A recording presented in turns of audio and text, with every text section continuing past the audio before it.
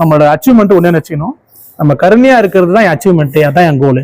அதை நான் கத்துக்கிறதுக்கு தான் இந்த பூமியில மனித தேகமா எடுத்து ஜீவராசியா நான் இப்ப இருக்கிறேன். இதுதான் உண்மையான உங்க அச்சீவ்மெண்ட்.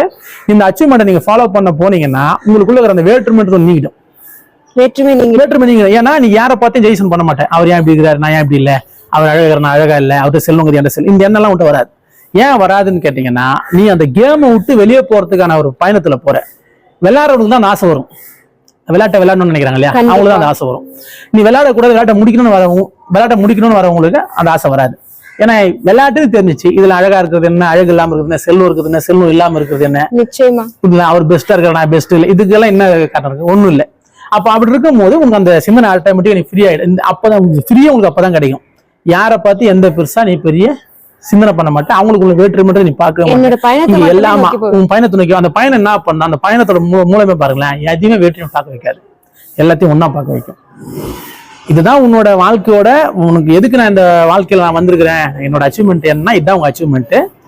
இந்த அச்சீவ்மெண்ட்ல நீங்க உள்ள போயிட்டீங்கனால நீங்க அப்புறம் நீங்க சொன்ன ஒரு 3 விஷயத்தை நீங்க ஈஸியா சறந்துடலாம், ஈஸியா சஸ்டெயின் பண்ணலாம், ஈஸியா மூவ் அவுட் பண்ணிடலாம். ஏன்னா இது கேமு. இந்த கேம் நடக்கணும்னா இந்த ஏற்றத்தாழ் இருக்குதான் செய்யும். இந்த ஏற்றத்தாழ் இருக்கிற வரைக்கும் உங்களுக்குள்ள ஒரு டிஸ்டர்பன்ஸ், நம்ம சரியில்லை, அவன் நல்லா இந்த எண்ணங்கள் ஓடின்னு உன்னை டிஸ்டர்ப் பண்ணினே இருக்கும். இந்த டிஸ்டர்பன்ஸ் போகணும்னா உங்க அச்சீவ்மெண்ட் கருணையாவும் அன்பாவும் இருக்கும் போது, அந்த ஒருமை குணம் வரும்போது எல்லாமே ஒண்ணுன்ற தன்மை உங்க எல்லாரும் புரிஞ்சுக்கணும். அந்த எல்லாரும் ஒண்ணுன்ற தன்மை நீங்க புரிஞ்சுக்கிறதுக்கு தான் இந்த பயணமே. ஐயா, இந்த புரிஞ்சுக்க தன்மைக்குள்ளேயே நிறைய என்னால முடியவே இல்ல, என்னால புரிஞ்சுக்க முடியல. நிறைய நானும் வீடியோஸ் கேட்கறேன், நிறைய நானும் பாக்குறேன், ஆனா என்னால புரிஞ்சுக்க முடியல. ஆனா எனக்கு புரிஞ்சுக்கணும்னு ஆசை இருக்குது, ஆனா என்னால புரிஞ்சுக்க முடியல. என்ன காரணம்? ஒரே விஷயம் தான், நீங்க எல்லாரும் புரிஞ்சுக்கணும்னு ஆசைப்படுறீங்க, எனக்கு தெரிஞ்ச எண்ணமும் இருக்குது. ஏன் என்னால புரிஞ்சுக்க முடியல? நீங்க எல்லாரும் புரிஞ்சுக்கணும்னு ஆசைப்படுறது முதல்ல செயலை செய்யணும்.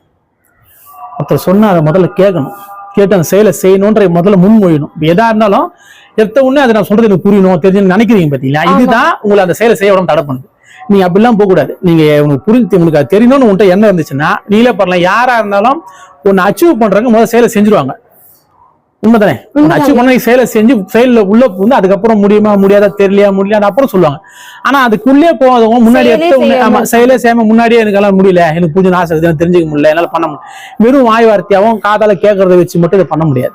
செயல்ல இறங்கி நீங்க செஞ்சீங்கன்னா தான் அந்த செயல் தான் உங்களுக்கு வந்து முழுமையான அறிவை கொடுக்க முடியும். நிச்சயமா. நீங்க அதை விட்டு சொல் வடிவமா கேட்டுட்டு இப்ப நான் சொல்றேன் நீங்க எல்லாம் கேக்குறீங்க, ஆனா கேட்டு நீங்க செயலை செஞ்சுட்டீங்கன்னா பரவாயில்ல. எல்லாரும் வந்து கேட்கறதோட மெயின்ல வச்சு எனக்கு திருப்பி அதெல்லாம் செய்ய முடியல, நல்லா பண்ண முடியல. செய்ய முடியும். நீங்க செய்யறதுக்கு எந்த அளவுக்கு நீங்க முடியலன்ற காரணத்தை சொல்றீங்க ஒண்ணு, எனக்கு எல்லாராலையும் அது முடியாம